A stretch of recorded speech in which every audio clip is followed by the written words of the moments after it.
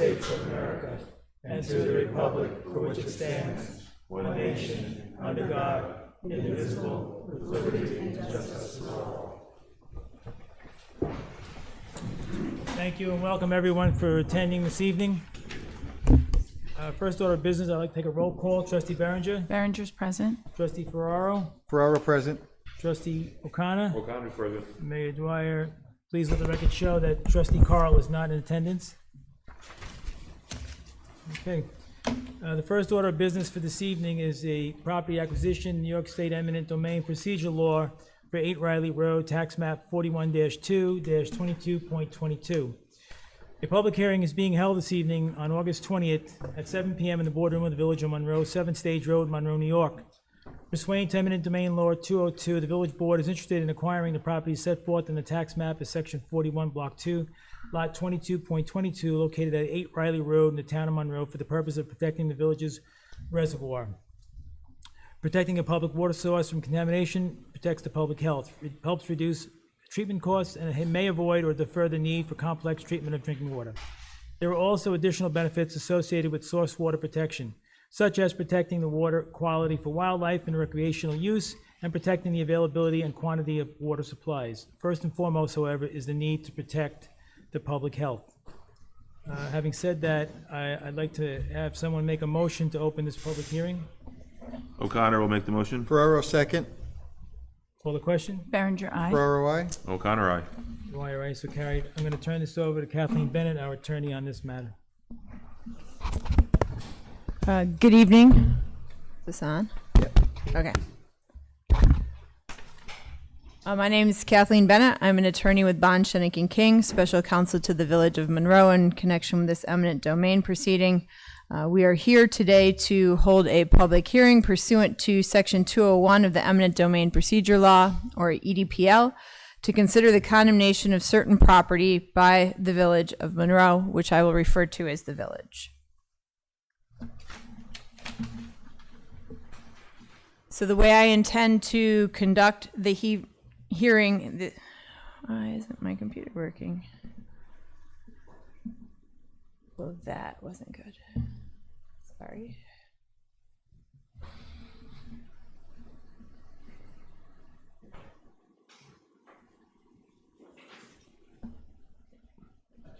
The way I intend to conduct the hearing this evening is to describe the village water supply system, then the property to be acquired, to discuss the public use, benefit, or purpose to be served by the acquisition, the general effect of the project on the environment, and the remaining steps in the condemnation process. After I finish my presentation, any individuals wishing to comment may do so. We would request that speakers state their name and address for the record. Speakers will be given 5 minutes to comment. Written comments will also be accepted by the village until 4 p.m. this Friday, August 23rd, 2024. Responses to comments will be provided in the findings document that will be issued by the village. And there are copies of the map that show the property that the village is considering acquiring on the table if anyone wishes to look at one of the maps.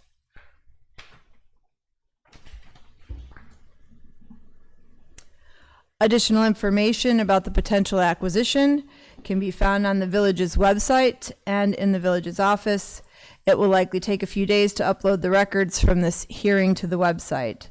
Copies of the records from this hearing will also be made available to the public for public inspection in the offices of the village clerk and the county clerk free of cost.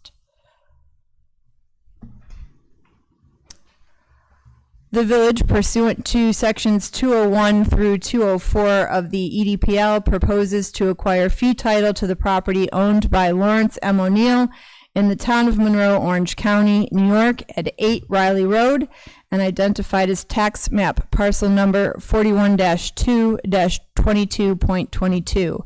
The property to be acquired is also depicted on the map here, which is included as Exhibit A of the hearing record, and the deed transferring the property to Mr. O'Neill is attached as Exhibit B.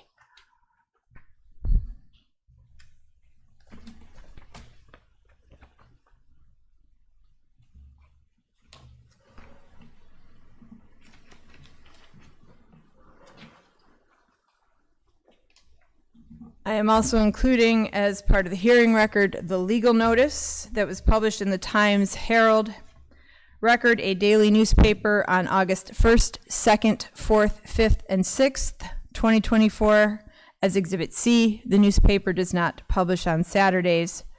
On August 2nd, 2024, notice was also mailed via certified mail, return receipt requested to Lawrence M. O'Neill, and a copy of that receipt is included in the hearing record as Exhibit D.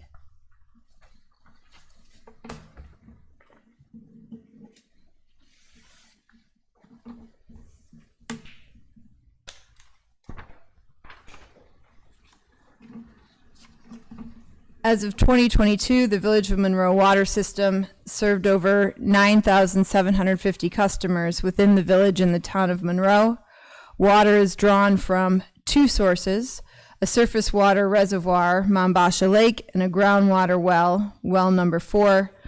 On an annual basis, more than 80% of the public water supply is drawn from Mombasha Lake. The well is used to supplement supply when the water level in the reservoir falls below a defined target. A copy of the annual drinking water report for 2021 is included as Exhibit E.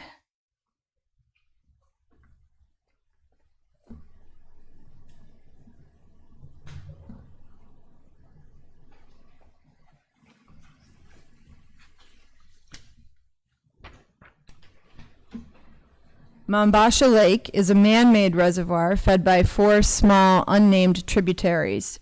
2 tributaries enter from the southern end, and 2 enter from the northwestern end of the reservoir.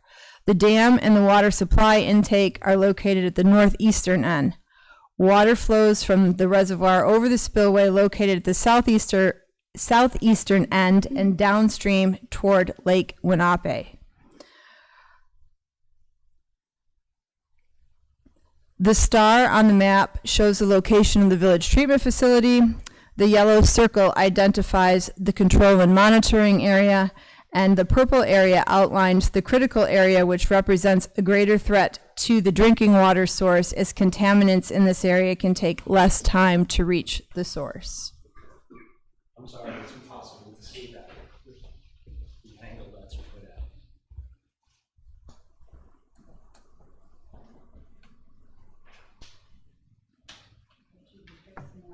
Trustee Ferraro, can we tilt it? Yeah, So that the audience- just twist it a little.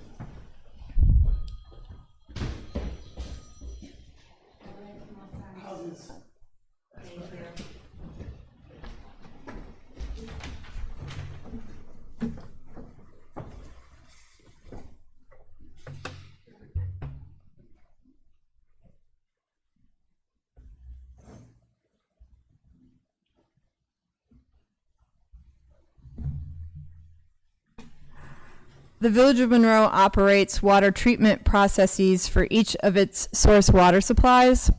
The raw water from Mombasha Lake is treated at the filtration plant with a series of treatment processes. A coagulant agent is mixed with the raw water and bonds to solids and colloid impurities in the raw water to create larger colloidal solid particles. The colloidal solids sink during the sedimentation process and are removed from the bottom of the tank and waste collection system. Filtration effluent is then treated with sodium hypochlorite for disinfection and orthopolyphosphate for corrosion control.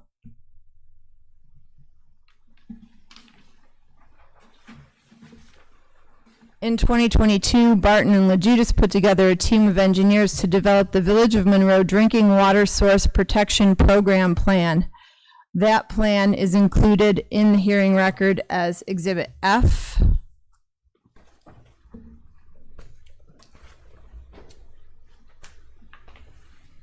That plan identified issues and threats to the drinking water sources and priority actions to protect the public health by preventing pollutants from entering the water supply. That study identified the critical boundary area that was on the map on the previous slide, which represents a greater threat to the drinking water sources. Contaminants in this area can take less time to reach the source. The control and monitoring area for the Village of Monroe is around the intake.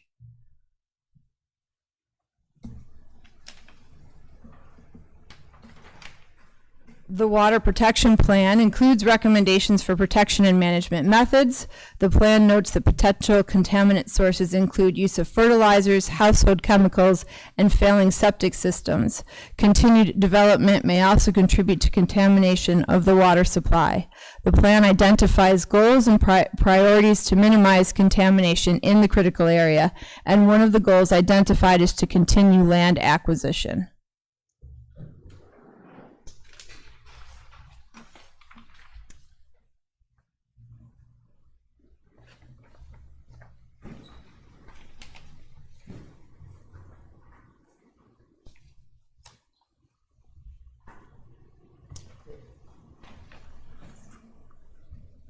So again, the village is seeking to acquire fee title to the property at 8 Riley Road, tax map parcel number 41-2-22.22. And the village had been negotiating the purchase of the property at 8 Riley Road from Mr. O'Neill in July of 2024. However, Mr. O'Neill backed out of the deal when notified that the village needed to obtain an appraisal. A copy of the contract is included as Exhibit G to the hearing record. The property is located within the Mombasha Lake Control and Monitoring Area and adjacent to the water intake area and water treatment facility.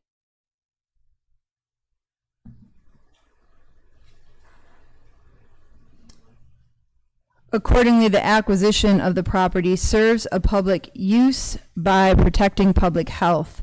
Acquisition of the property and fee will provide important buffer area around the water intake and decrease potential impacts from fertilizer usage or septic system failure. Acquisition of the property is in accordance with the Water Protection Plan recommendations to minimize contamination of the public water supply.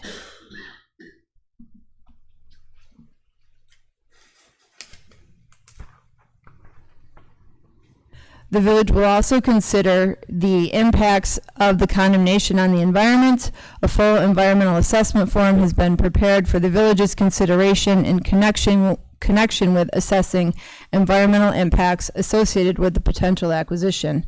No final decision on the condemnation will be made until the village, as the sole involved agency, has satisfied the requirements of the New York State Environmental Quality Review Act, as well as the EDPL with respect to evaluating potential environmental impacts.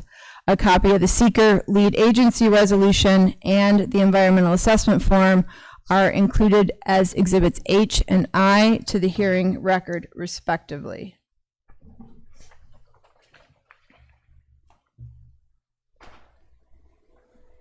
Acquisition of the property will benefit the environment by protecting the public water supply, increasing buffer around the water intake, minimizing contaminants from fertilizers or septic system failure.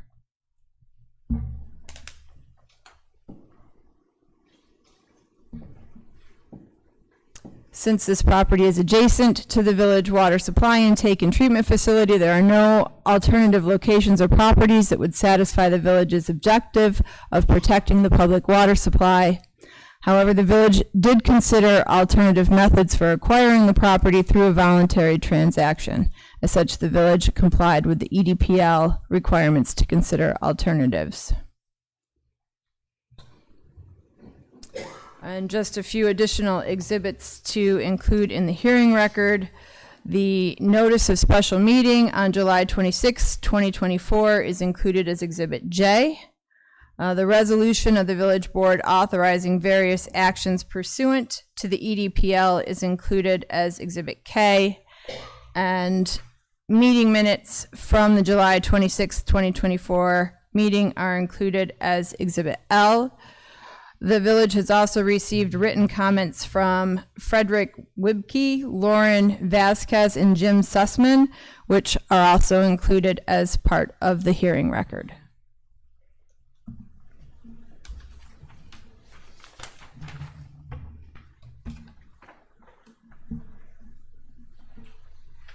Before moving into the public comment portion, I want to briefly outline the next steps under the EDPL. Again, the village will accept written comments until 4 p.m. on Friday, August 23rd, 2024.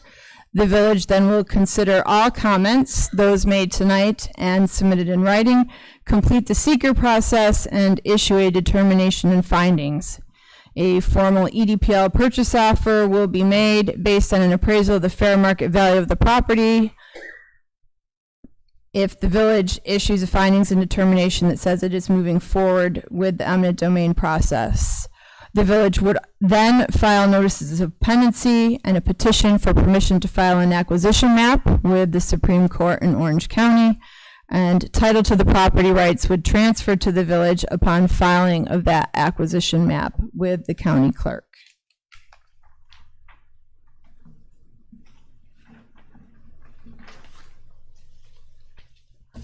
And at this time, we'll open the hearing to public comments. Again, anyone wishing to speak, please come forward and state your name and address for the record. Good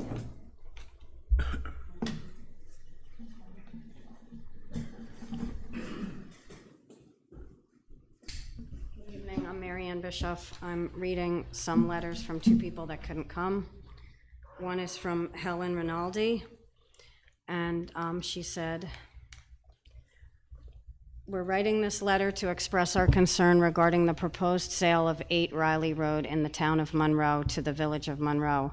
There are multiple issues and points that we would like to put on record. 1, 8 Riley Road is located in the town of Monroe. The village of Monroe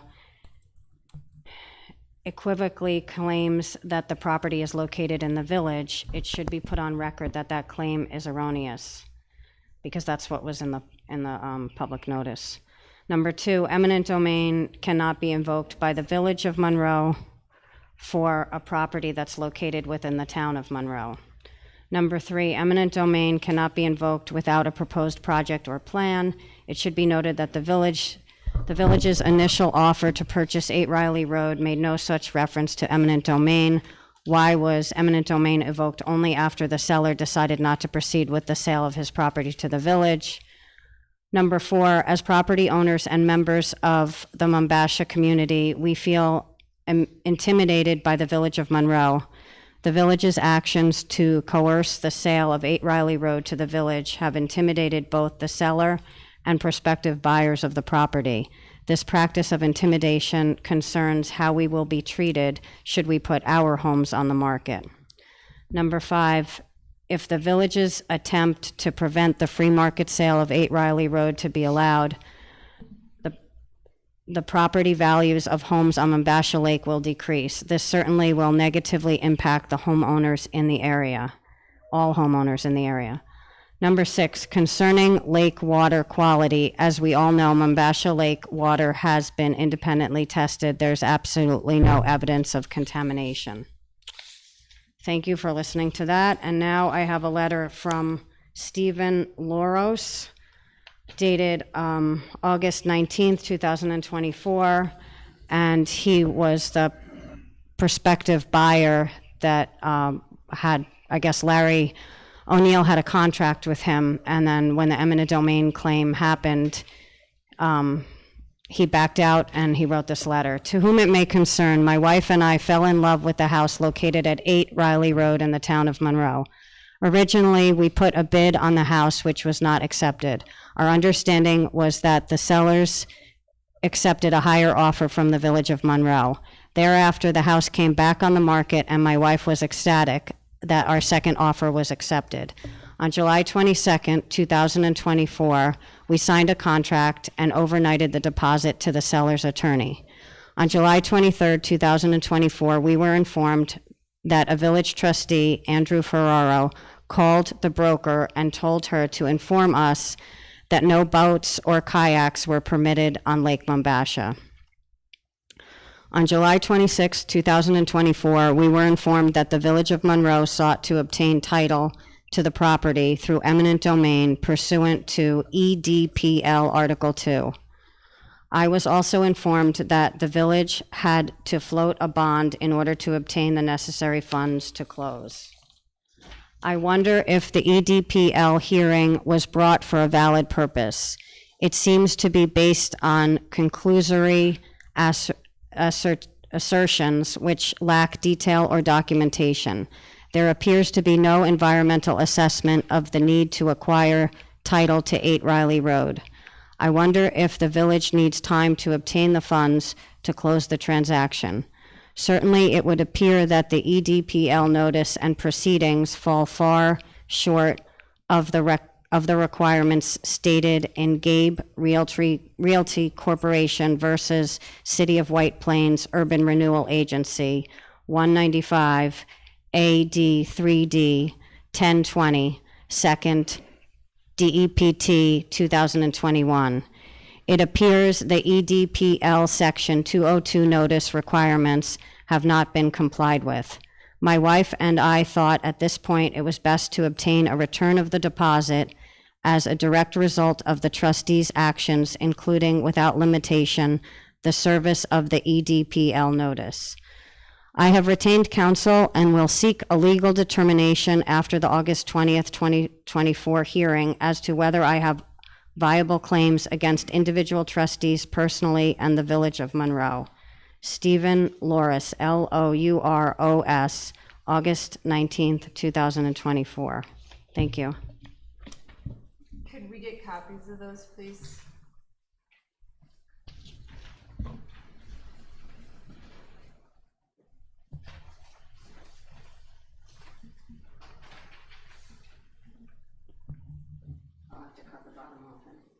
Okay.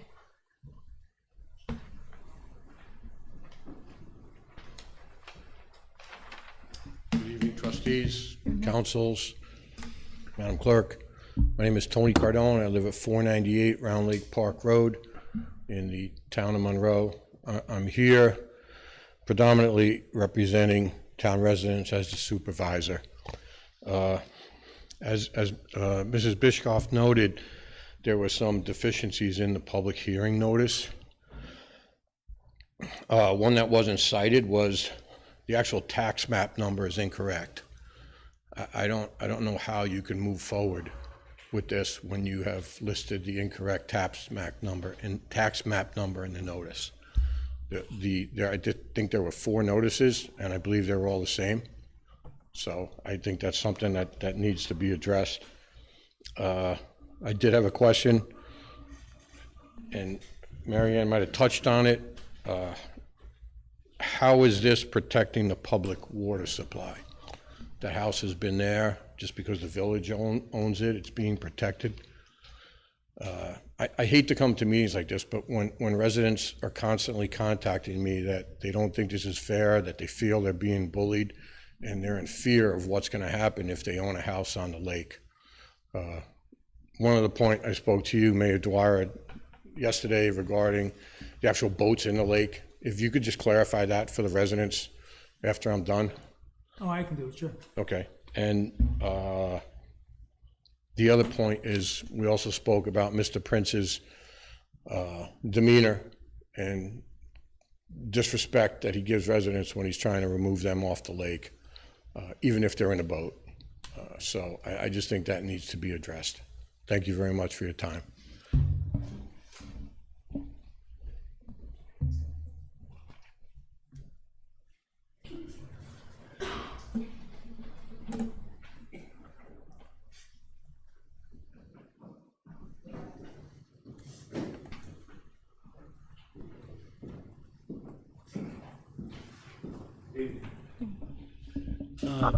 My name is Brandon Russell. I live at 12 Lakeview Drive in Monroe, off of West Monbassia. My question for the board is, you want to purchase a piece of residential property, and from the presentation, it seems that the primary concern is because of fertilizer and a septic system. Is that the primary concern that why you're purchasing it?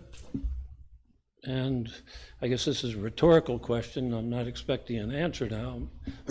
But so if that's the primary concern, it would seem you could make regulations about that to ensure the protection of the water. It also seems that the residents are a huge part of protecting the water. As the Barton and Lagusi report indicates. So the other question would be, what is the advantage in having the village of Monroe own it versus a residential family living there? Those are the questions that I'm presenting. Thank you.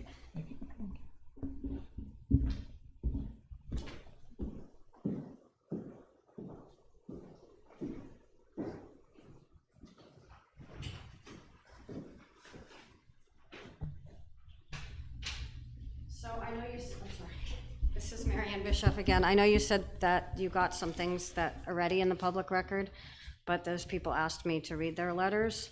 So the first one is from Jim Sussman. Sorry, let me give you this first.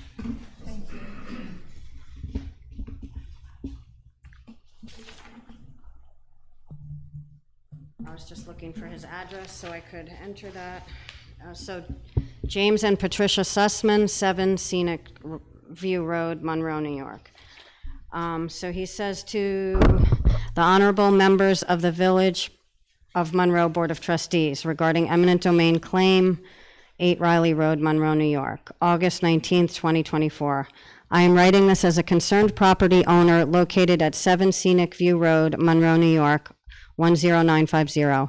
My property is a single-family home that has been on the lake since 1896 and is less than a quarter mile from 8 Riley Road. I wanted to lodge the strongest protest that I can against the action you are proposed at your July 26, 2024 meeting and are seeking comment on at the August 20th, 24 Village Board meeting. With no notice in a public news outlet, you initiated the process to claim eminent domain on a town property, 8 Riley Road. The power of eminent domain is one of the most powerful tools that a government entity has and should only be used in the most extreme cases, as it impacts not just the property being seized, but similar private homes and land that are now at risk of seizure. I see no clear reason for the claim of eminent domain on 8 Riley Road. This is a long-standing, single-family dwelling with a fully functioning and compliant septic system in very good repair.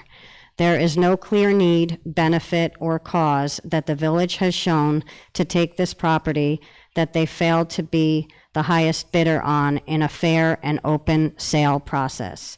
Your request states that no new building will take place on the site, so its proximity to the village storage serves no additional benefit. In your domain claim, the village merely states that you are doing this for watershed protection, quote unquote. The same is true in your bond application approved for the private sale/purchase prior to making the claim. If water protection is the only justification, then I respectfully request answers to the following. 1, how is the property causing damage to the lake? And then under 1, there's A, so 1A. Can you document the amount of damage, the type of damage it's causing? I'm looking for specifics. 1B, can you show copies of the environmental impact studies showing this house is impacting the quality of the water supply? 2, how will the village's use of the property reduce this level of damage? 2A, will the village remove the connections to a septic? 2B, will the house be rented or used as an office? If so, what is the percentage change/reduction in the outflow to the septic? Will this change in use produce? 2C, quantify the improvement to the lake due to the village takeover of this property. Number 3, is the property causing runoff or other issues? 3A, if so, please provide the impact study or other information documenting this damage. 3B, what is the village going to mitigate the damage, if any, shown in 3A once they take over the property? 3BI, what is the cost estimate to make property corrections? 4, there are other tools and methods available for the village to purchase land for watershed protection. 4A, why isn't the village pursuing a purchase through Chapter 43-B, Article 15, Title 33, Source Water Protection Act? 5, what are your plans for the remaining houses on the lake? Have you identified other homes on the lake where an eminent domain claim is warranted? 5AI, specifically trustee John Carl at a meeting with the village's environmental consultants, homeowners on the lake, and Mayor Dwyer stated the village's desire to purchase the 3 homes on Riley Road near the intake. Have you started or are you planning to start a process to take these homes or any other homes from their current owners? Which ones? 5AI2, are you going to claim eminent domain when they are put up for sale? 5A, 2 eyes. If so, is this information part of your master plan submitted to the county and state? 3 eyes. Where will the village obtain the funds, spend millions of taxpayer dollars on these properties? 4, Roman small numerals 4. What specific risk are these 3 houses, and can you quantify the reduction if the village takes them? B, have you informed the village residents of the potential increase in tax burden associated with taking over these properties? I, can you provide the total amount spent on properties around Lake Mombasha and the impact that has had on outstanding debt of the village? This extreme action is now part of the public record and will impact all future sales around the lake. It also leaves us homeowners with the specter of government intervention in the private market where none is called for. I urge this board to reconsider its actions and drop this attempt to take private property via eminent domain. If you are going to push forward, at least have the courtesy of answering my questions and providing guidance on how you view the rest of the houses around the lake. Sincerely, James and Patricia Sussman, 7 Scenic Drive, Monroe, New York. Could we get a copy of that, because that seemed to be a little bit different than the one that I have.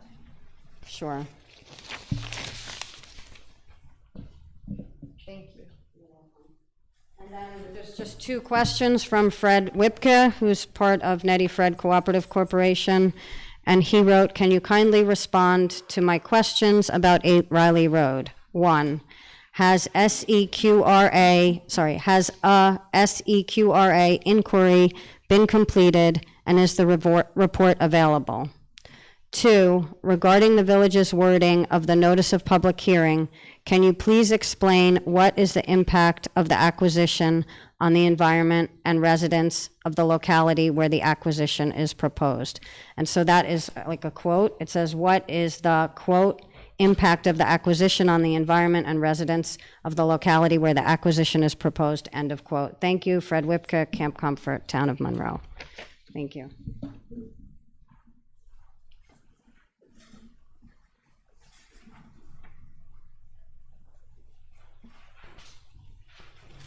Hi, my name is Pete Crew. I live at 17 Scenic View Road, Monroe, New York. I'm a neighbor of Jim Sussman at 7 Scenic View Road.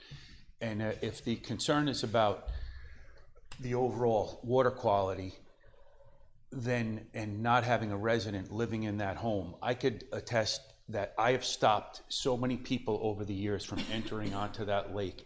And I picked up garbage all over, condoms, dirty diapers. My wife has called the state police numerous times because people get dropped off in the turnaround and they get in there Ubered now because they know their cars are getting towed.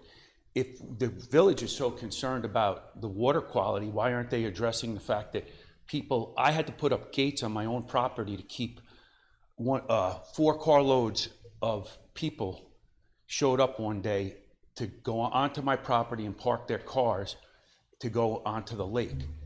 And I got into a confrontation. We called the state police. They asked us, well, do you have it posted properly that this is not a public access facility?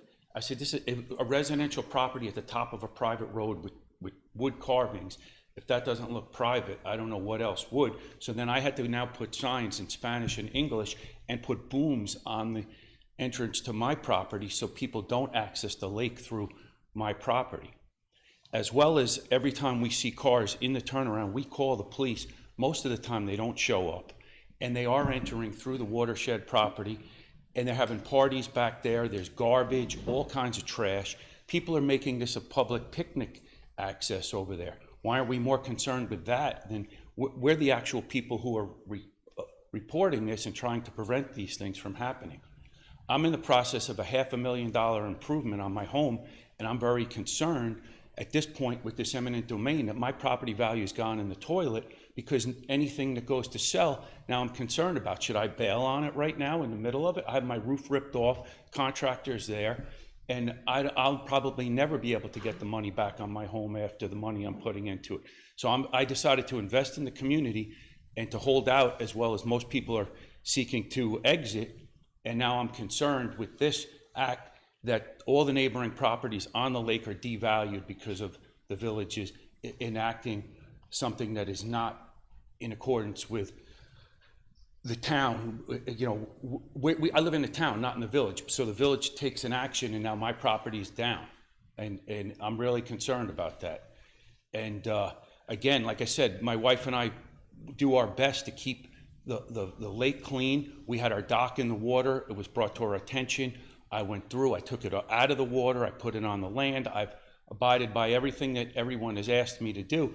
But now I feel like, you know, we're really getting it, because once that eminent domain goes on record and we're a neighboring property, I'm never selling my property for any kind of value. And I just don't believe that it's fair. I'm prepared, if there is any monies that have to go into lawsuit, I'll put up as much as I possibly can to go against this act and help fund it, because it is not fair to go out and take that approach, especially when there was a buyer on the house and the village enacted improperly to try to steal that away and intimidate the seller. That's all I got.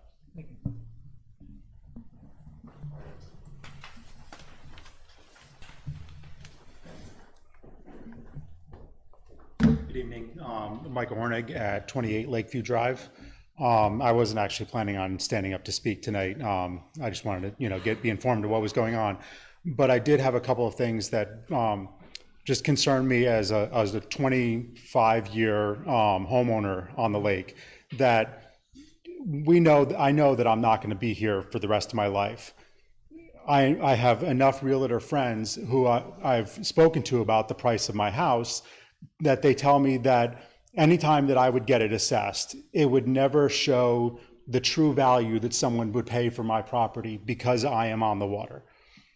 So if this goes through and the village now is kind of taking the right of first refusal on any homes on the water through an eminent domain process, you're now looking at the assessed value. That might not be what property on the water can actually get. Whether we can use the water or not, there's limited water in the U.S. for people to live on. I have one of those properties. I want to be able to get the full value out of it someday. And the other thing that concerns me is, it was kind of touched upon previously, is that the village is making this action. We have no vote on any of your positions. So we have no control over the people that are taking action on our properties. That concerns me greatly as well. Thank you for your time.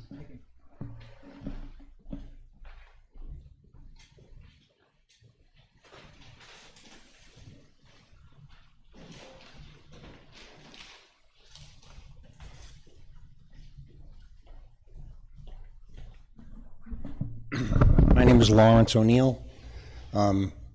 I am the owner of 8 Riley Road and the subject of this eminent domain hearing. I want to put a couple of things on the record. I put my house on the market on a Friday with the anticipation of an open house the subsequent Saturday. I think it was Saturday or Sunday. Your agent contacted our agent and made an offer, a lowball offer, that's what it was. I told my agent not to respond because it wasn't a legit offer. It doesn't deserve a counteroffer. We got a call from your agent just prior to the open house occurring, asking why we didn't give a counteroffer. She restated that the value of the property was the list price, and that's what it would take to do it. At that point, your agent stated that it would never appraise at that value. We have the open house. We get multiple offers, some above, some below, some with conditions, others with not. Next day, your agent calls and asks, what does it take to get the property off the market? For the third time, we said $600,000. We were told we were getting a cash offer, 30-day close, no conditions. A day later, we get the offer sheet and termite inspections added to it. Fine. You're poking me. I'm not going to kill the deal over a termite inspection. I'm not worried about the termites. So I sign the offer sheet, it goes back, and I wait for 2 weeks until you have another meeting, which was not stated as a condition or a contingency for the purchase of the house. And I come here and sit as be the only member of the audience for the full meeting to watch you pass the bond resolution and pass the resolution to purchase the property. And so for 2 weeks, I didn't know what the status of the property was. I didn't know the status of your actions relative to my property for 2 weeks. And it was not listed as a contingency or a decision. If you guys had not voted it in, then there's no sale. That was not disclosed. Now comes, that was a Tuesday night, the 16th of July. Wednesday, you don't return my contract. You've been sitting on it for 2 weeks at that point. Thursday, no contract. Friday, I call my lawyer and say, find out what's going on. And that's when we found out that you were going to then add a condition that said you needed an appraisal and that you wouldn't pay more than whatever that came in at the appraised amount. And frankly, for somebody who was making a no condition offer, that was the fourth condition you had placed on the property. And fourth condition that you had placed on the sale when you said there would be no conditions. You also secured or are working towards a bond, which is not a cash offer. That's a funded offer, which obviously would have driven an appraisal. So I just think it was very important that you understand the timeline of events that happened. I was willing to sell the property to the village then. I'm still willing to sell a commercial sale of the property to the village. I want on the record that I object to the use of eminent domain for the purposes you're trying to achieve. And as stated by Mary Ann Bischoff in the reading of the letter, my previous buyer was scared off by your action. That was intimidation. And that's all I have to say. Thank you.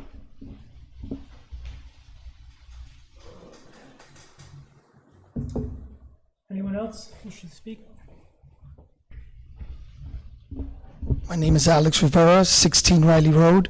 I'm 2 houses over from Larry.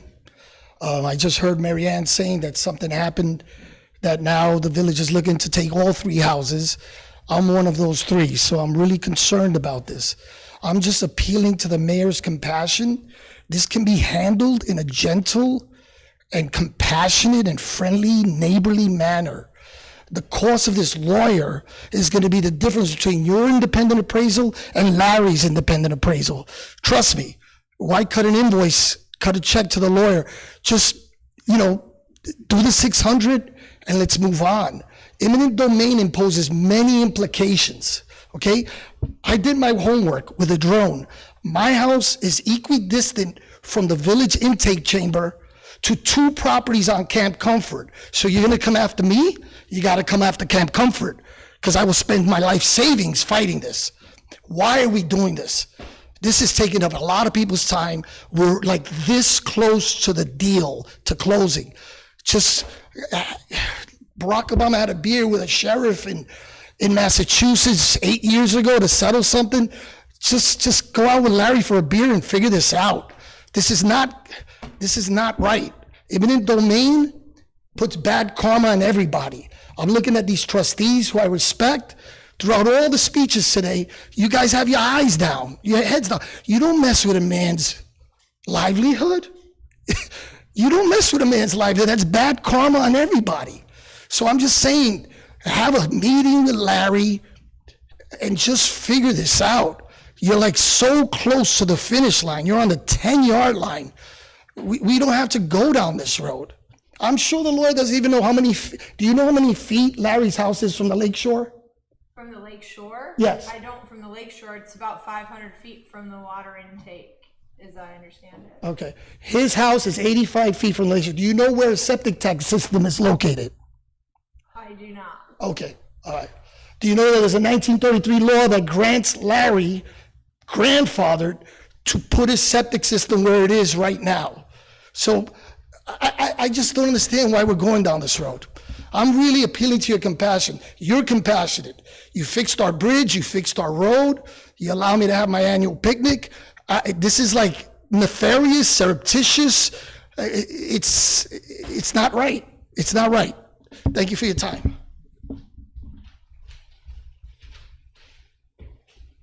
Anyone else in the public? Good afternoon, everybody. My name is Tim Mitz. I'm 236 High Street, Monroe, New York.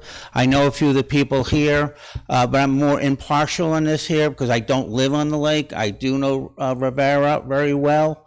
I think the board needs to come down to something. I think it's a good idea. Sit down and debate. Do we want to really go down the length and spend the money on an eminent, which personally I know you will probably win, or just settle the deal at whatever the offer was and be done with the matter and rise above it. How many properties, and I don't think maybe some of these people don't know, but I might be wrong, but I think I'm right. How many properties besides the water house do you own around that lake? Because if I recall correctly, there was a property on the other side, a fair, I guess 18, 20 acres, Mayor, that you purchased for 900. So it's not your first property that you've purchased on the lake. But there is something to say about safety of the lake, and I get it. You know me about it. I've talked for you and I've talked against things, but maybe Larry's right. Look at weigh it out. I don't think taxpayers are going to care much for the purpose of why you're doing it, meaning the Monroe, Village of Monroe. I mean, there's a lot bigger problems where properties are being taken or deals are being made without villages know what's going on and what their taxes are, or not going to be. But I think that's a good idea, and I do think Larry has a good idea. And Mayor, I know you're a very reasonable person. You have been. We've been dealing with each other for 8 years. So I ask this board, take that into consideration. Maybe sit down and say, is it really worth the dollars and cents, even if it's a $20,000, $30,000, $40,000 difference? It may be just worth it. Just spend the money, set it aside. You've got a lot more things to argue. You got a lot more things to save in this community that you've been working on. So that would be my suggestion to board as an outsider that does not live on the lake. But good luck to you all, and Larry.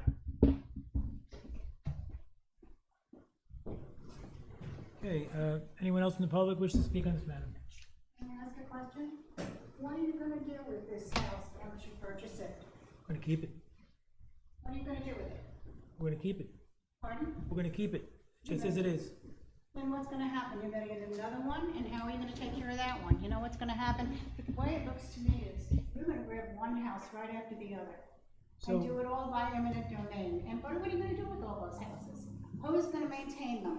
It's gonna be like Roscoe Smith's house. You don't do anything? Could you state your name, please? I'm sorry? State your name, please. Eleanor Cordisco. Thank you.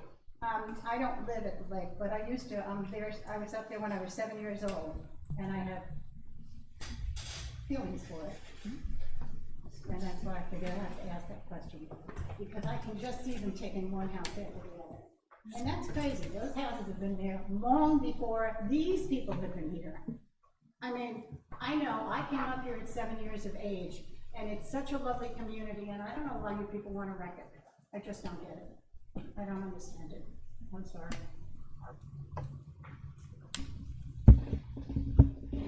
Okay, anyone else in the public? Marianne Bischoff from Nettie Fred Cooperative Corporation. I had a question. I couldn't read. The text was really small on the slides. Well, so 2 questions. Will they be available? The slides will be available. Okay, and I saw the word... Give me a few days to copy everything and retransmit everything. And put it on the website? Yes. Okay, I think you might have said that. I saw the word condemnation, and I didn't know what that meant. Condemnation is the same as eminent domain. Okay, so it doesn't mean you're going to condemn the house? It doesn't mean you're going to knock down the house? That way, no. Okay. It's just another term for acquiring property by eminent domain. Mm-hmm. Okay, thank you.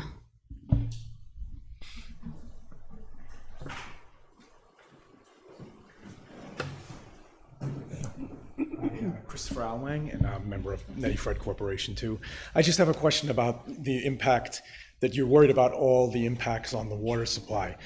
When you had the meeting from the company that looked into all this and gave you the, you know, where the flow could get into the lake, they mentioned, I don't know, at least 25 sources of contamination that have been proven or thought to be proven. Have you guys addressed any of those yet? Since those are ongoing problems. At the meeting, they said they didn't address any of them. They didn't even check if any of those were still good. I hope in this time period that you have. So I'd like to answer that. Yeah. Okay. So one of the challenges that we do have is that we are the Village of Monroe, and the property is in the town of Monroe. In the past 2 years, we've had our drinking source protection plan stages, where we just finished stage 2 just last month. And the implementation of a checklist or a compliance element of that, we want to implement. The problem with it is enforcement. It's not the Village of Monroe. But did that group actually look and see if those, like I would think they would be able to tell if someone cleaned it up or not. Well, you clean up what? Well, they listed sources of contamination. They said a firehouse. They said a whole bunch of things. And I said, did you make sure that these have been cleaned up? And they said they have no knowledge of whether they've been touched or cleaned up. Yeah, so that's, again, it's part of the process. So they identify these. Which is a bigger source than the residents on the lake, than this house, or anything else we're talking about. So I'll give you a couple examples. So we had a property up there in the town that is on the lake property. Maybe not on the lakefront, it may be, I'm not 100% sure. It had an oil spill. We were never notified. And you should, yeah. Yeah, very much so. And the DEC has a file on it. I think it was a pretty significant spill. I could tell you, sitting here right now, I still don't know anything about that spill. And just as a question related to that, shouldn't the DEC be communicating with you about that? I wouldn't argue like that. Not like I would say the homeowner might not, but the DEC should be communicating and with I can you. tell you that. And that's not our fault. You know, No. but, yeah. No. It's not about. Yeah. It's protecting it. Yeah. Listen, and yeah. you know, to go back, there's a lot of comments we could make, but this will go on. You know, and I know Yeah. we have to do a process, and then that'll reveal a lot of information. But trust me when I tell you, the work and the diligence that goes behind this is just not haphazard. It's not just willy-nilly. It's just not thoughtless. We could go point counterpoint. You know, I called you. Did you call me back? I don't know. Did you call me? I could tell you that the town actually had no knowledge as well. They've been stifled on that oil spill. I've spoken to the building inspector over there. It's really a problem on a lot of levels. And I could bring in my consultants from Barton Legidis, and they'll tell you the same thing. We sat at meetings, myself and Trustee Carl, and you know, who attended, who didn't. There were 17 people on the invitation list. Maybe 5 showed. Total lack of interest. Mary Bischoff didn't attend. Mary Ann, I guess you could say, if anybody else beside yourself on those calls, those Zoom calls. Sometimes Everett Bierker's there. Okay, yeah. Albert and Justin. Okay, so you had several people, right? And they could speak probably better, because that's, you know, I'll call it your side of the fence. Could tell you about the amount of work that went into it and the challenges to try to get compliance. There is no plan to do anything to Mr. O'Neill's home. It's a beautiful home. It's a beautiful property. Most are, and I think some of them are second homes and maybe don't have to the level of the care he's given that home. Our goal is to totally preserve that home. It has a strategic location right next to what was our plant, and is at one of our barns and our access point for where we enter onto the lake to do our maintenance. So there may be down the pike where we'd like to actually put in an employee there who will actually monitor the comings and goings of that lake as part of a bigger plan. That plan hasn't been realized yet. Everybody that knows about the law that was rescinded, part of that was to be able to create a checks and balances. Somebody had mentioned earlier about a meeting we had some years ago prior to the 3-year plan of dealing with the lake, the infestation of the water chestnuts. And at that time, we offered an idea that let us do our work. It's going to take 3 years according to an independent study by a company called Prism. And then at that time, we could sit back down and see how we could do this. And some ideas were looked at. We looked at Sharon's Cove as an entry point, and it's very difficult because of the monitoring that has to happen there, the dedicated. But from Mr. O'Neill's location, it's more affable to be that way, to be there. It's more readily available, it's part of our network of location, and that was part of the reasoning behind it. So when we realized the property came up, we did in fact enter into negotiations. After the 525, which I think was what the number was initially, was rejected, I called Mr. O'Neill directly. I didn't get a return phone call, left a message, asked him to call me, didn't get a call back. Then by the end of that several days, we then went ahead and put a full price offer in. We did send a contract with a caveat, there's an appraisal, but by law, not by, I got an extra 50 hanging around in my pocket, but by law, we have to have a guideline of how we pay for that property. Anybody could say, like you said about the market depreciating, market's not gonna depreciate. The fact is that it's gonna be fair market value. Somebody has to go in and appraise it, and somebody has to say, that house, that house, that house, approximately 1,500 square feet apiece, in the same condition, about the same year, it was constructed, all come in at, say, 500,000. Somebody that tender, I want 800. Why? Because you want 800, I get it, but is that fair based on fair market value? It's market driven, right? But isn't fair market value what someone would offer for it too? Exactly, that's my Yeah. point. Yeah. So what I'm just saying is, we've got to that point. Yeah. But we need to, by law, keep in check what we can offer. There's a law behind it. I'll let council relate to it, but I can't say. But then this why is- wasn't there that condition in the first place? There always was. There's always a condition, always. You have to get an appraisal. And I'll. Well, So but I- you know I- that, but was that intimated to the prospective seller? I think that I'll just say that any real estate agent who deals with buying and selling, especially of a public entity, knows that. I disagree. And that If you have a competition over a house, someone's gonna offer a no condition offer, 100%. I can't speak to the day-to-day activity that went on, And but I I don't will want to say do that that either. I don't want to get, appraisal what is I do want absolutely to, required. I just want to bring a couple of pieces to the record to make the public aware that this isn't just done without thought. Okay, the initial project was to negotiate and come up with a price. Mr. O'Neill just said that he's still willing to do that. I don't know where the appraisal will be. I don't know what our diligence will reveal. There's still things that have to happen. The public hearing is part of that document. The seeker is not finished because this is part of that whole piece. So to Mr. Webke's point, that still has to be Figured out. collected. Exactly. So there are a lot of pieces up in the air. You all are attending is really important to get that feedback. Okay. So that's the goal of tonight. Okay.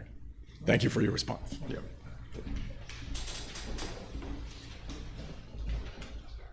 Hello, I'm a little new, at doing this Village Hall stuff. Quick question, I did notice that you had mentioned, my name is Gerald Bierker, I'm with the Nettie Fred Corporation.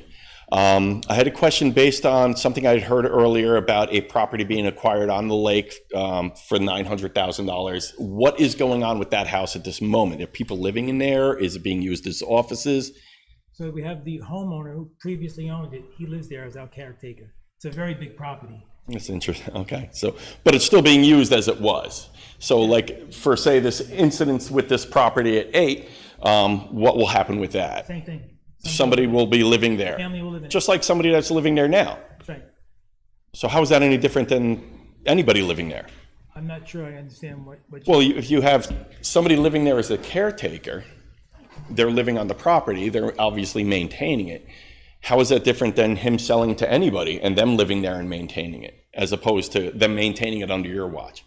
So two things. Number one, we saw it as a strategic acquisition. We saw it as right next to our plant, right next to our barn.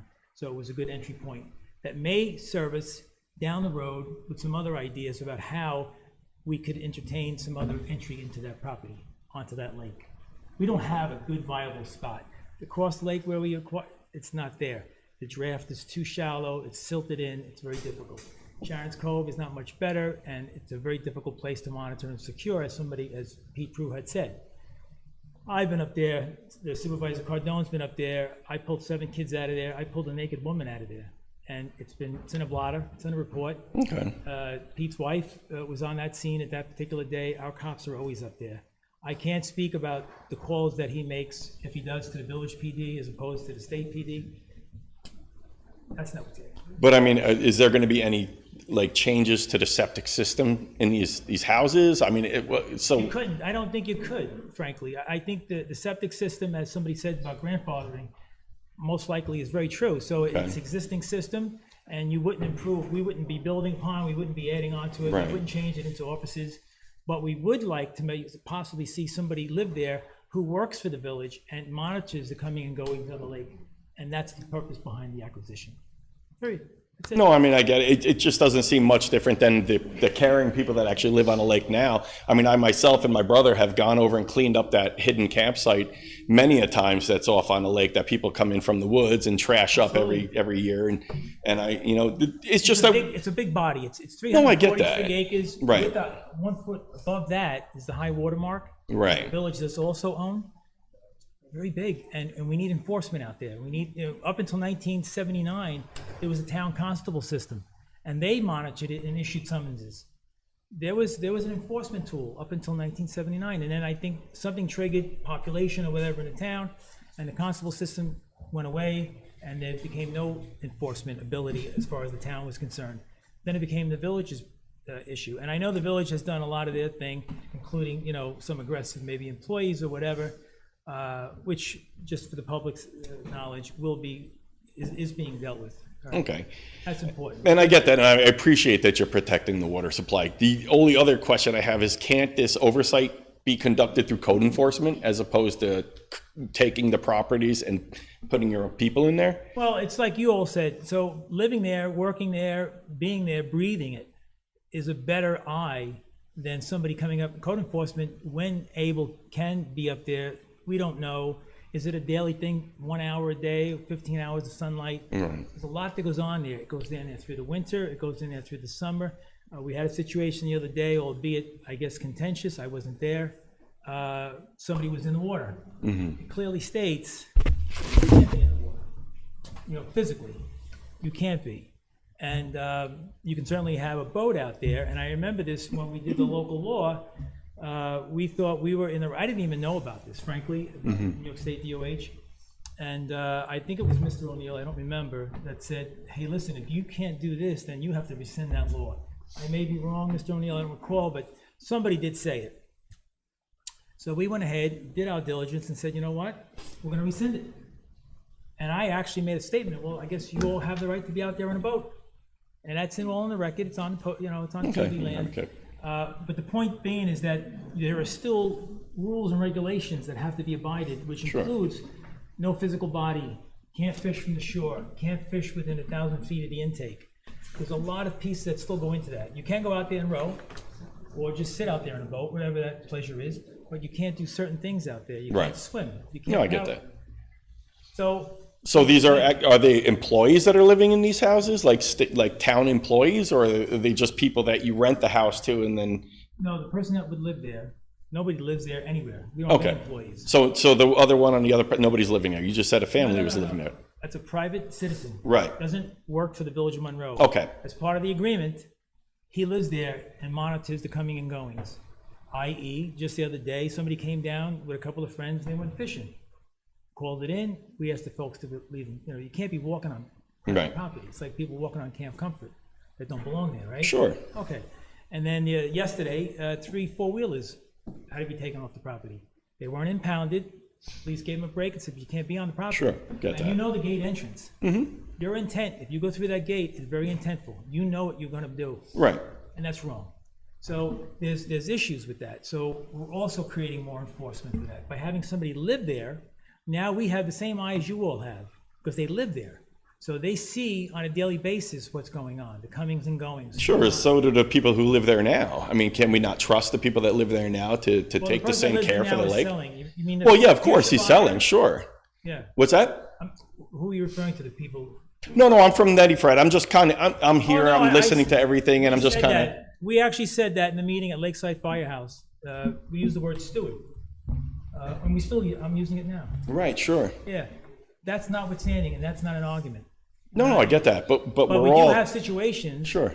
Like the contamination. We have an oil spill. Mm-hmm. We had somebody in the lake the other day. And believe me when I tell you, if there's one person in the lake, there's been other people in the lake. Sure. But we're not up there. We don't know. And, you know, and I've always said this, I said this to Mary Ann, I said it to Stephen Chevalier,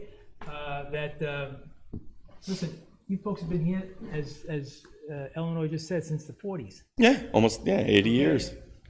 But there are changes happening up on that lake. And we don't know those folks. And we don't know the environments that those folks potentially create. One of the things that always concerns me, I may go further into the weeds over it, but I do concern myself with that intake. Right. And what somebody could do. I met somebody, it might have been maybe somebody in your family, somebody who works for the EPA. No, DEP. No, not my family.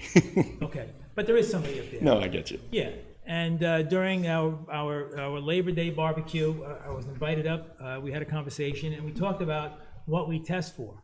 Right. We don't test for ricin. We don't test for biologic terrorism.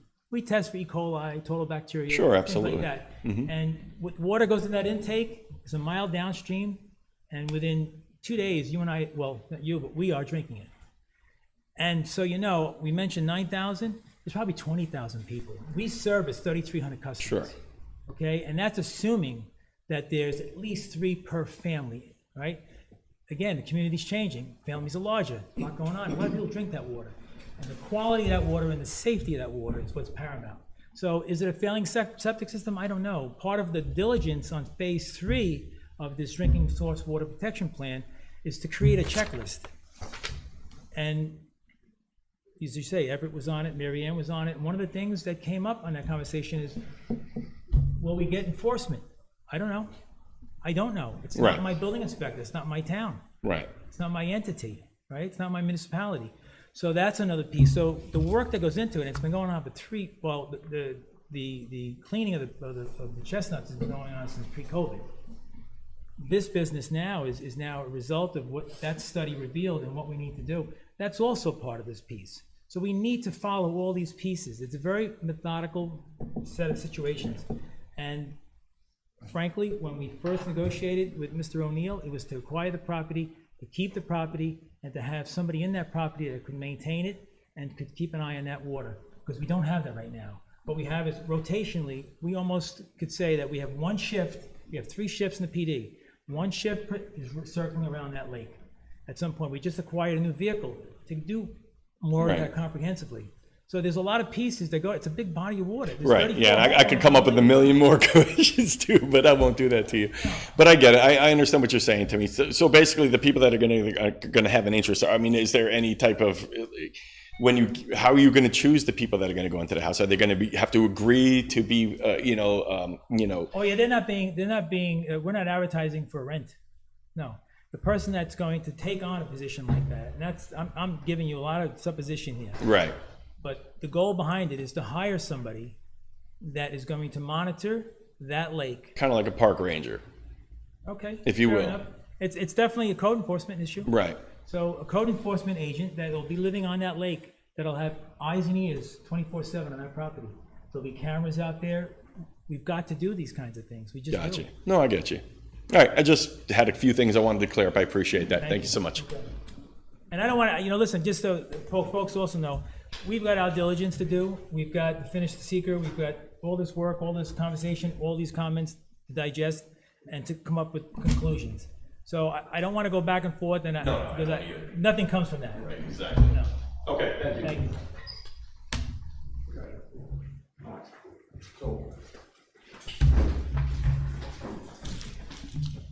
Everett Bierker, Nettie Fred Cooperative Corporation. I'm one of the guys on that call that you were referring to.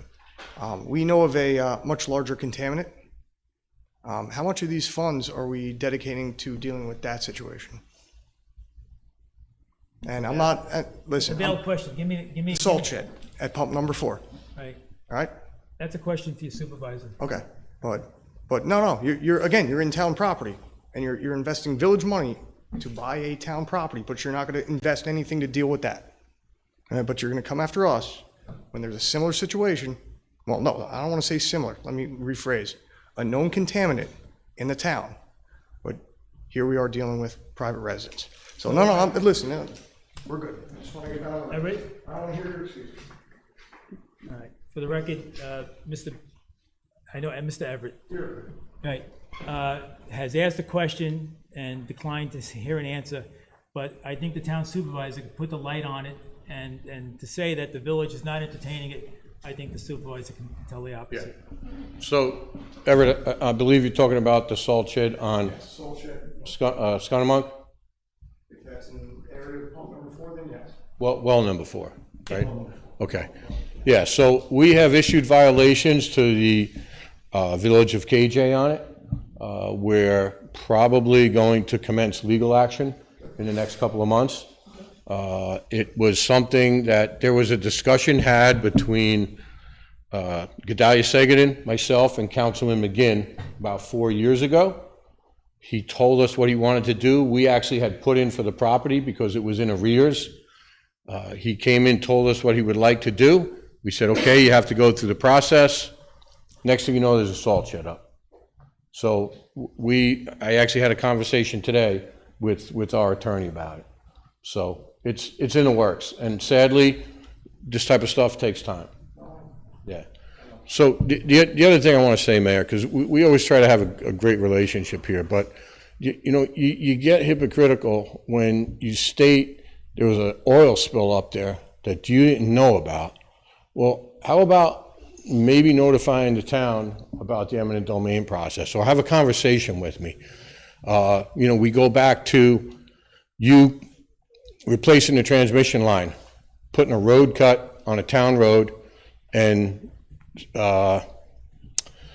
creating issues within wetlands and disturbing the wetlands and not letting us know until we had a resident that lived up there that called us.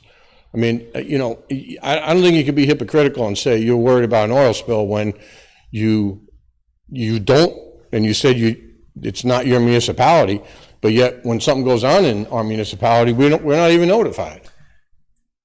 Okay. I'm just trying to work together here, and I'm just asking for a little respect for the town board, and our employees and residents. Right, but that goes, again, and I don't want to do that because these folks here don't need to hear you and I. But the fact of the matter is, we have a past, and I've come to you personally on some issues. I've offered some conversation on some items that maybe we could have done a little differently with currently up on Rye Hill. Didn't happen. I don't know why. I don't want to know why. That was not respectful. What happened here with the current settlement, that's something we just filed a lawsuit against the town on. So there's back and forth, and I work really hard, and I hope you do, to see that that doesn't impinge the amount of work that still needs to be done on whatever level. So I don't want to go into the hypocritical parts of it. I'm just telling you that. You don't want to go into it, but it exists. No, it exists to the extent that we don't share.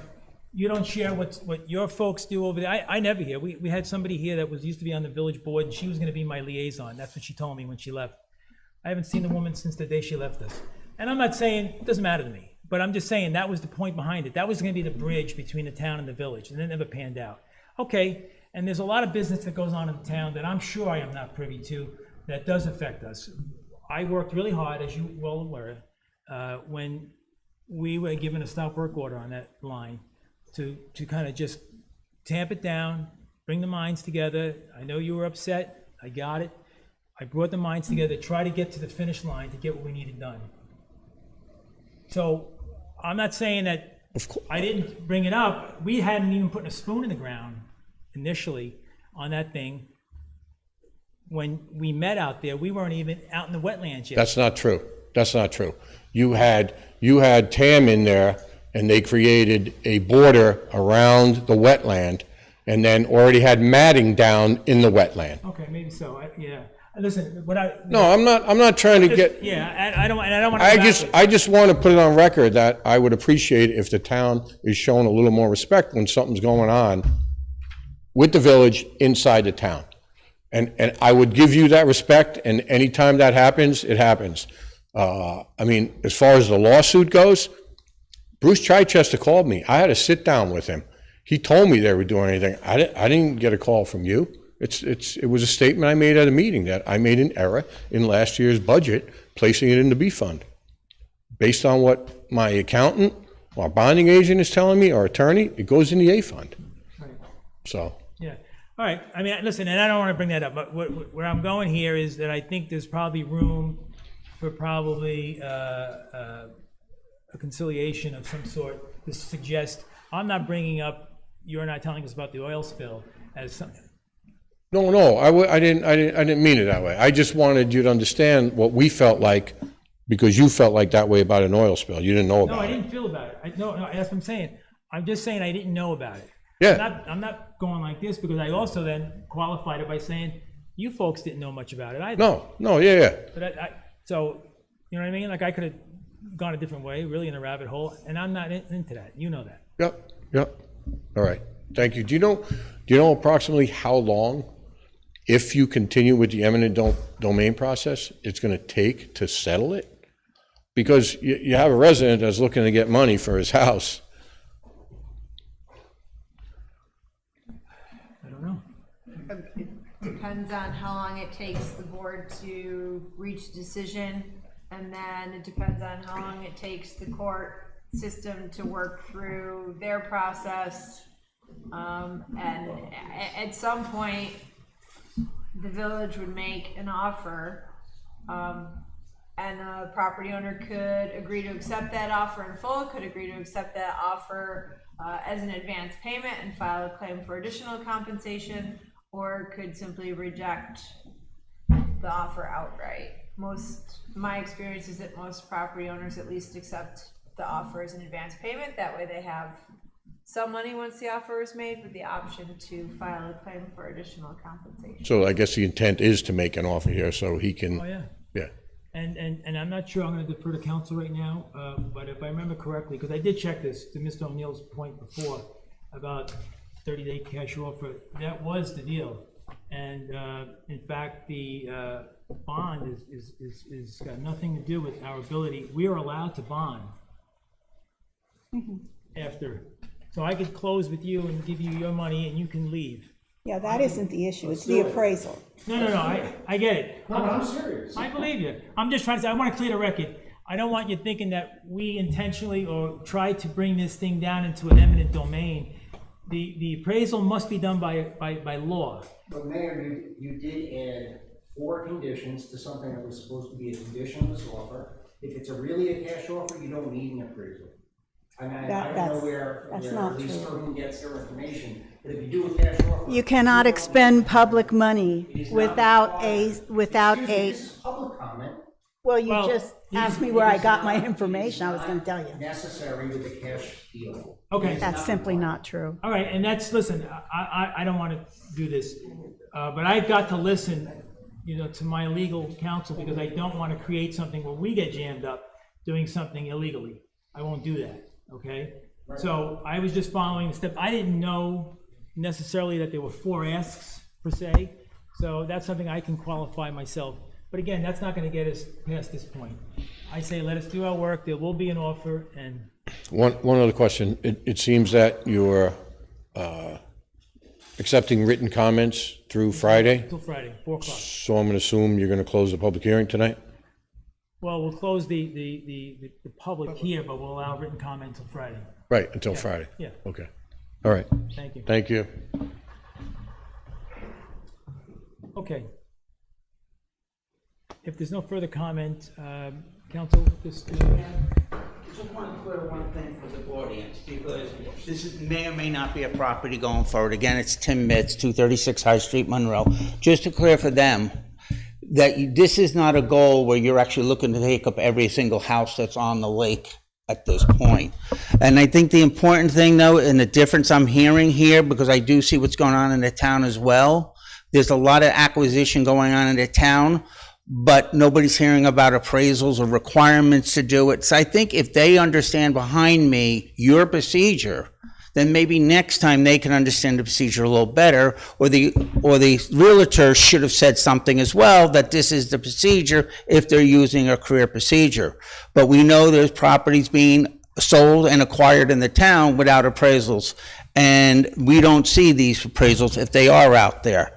So I think they need to understand your process and your commitment to acquiring the property, because when you get done, your appraisal might be the asking price, the settlement price that you have. It may not. The problem is, I understand from the homeowner, he just wants to be done and gone. And I think that's something that I think they should understand the legal process of it, so they know next time what's going on. Thank you. Thank you. Okay, so we're going to adjourn the public hearing, Or close the public hearing. close the public hearing, but keep it open for written comments. Yes, until Friday. Okay, so I need a motion to close the public hearing, but keep open for written comments through Friday at 4 PM, August 23rd. Berenger will make the motion. Second, O'Connor will second. any further discussion? Call the question. Berenger, aye. Ferraro, I. O'Connor, aye. Dwyer, aye, so carried. Thank you. Okay.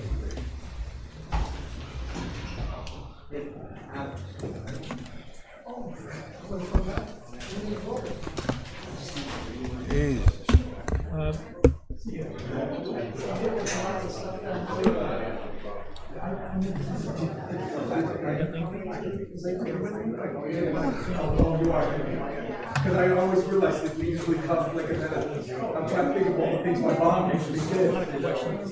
Oh, good, okay. Good, glad.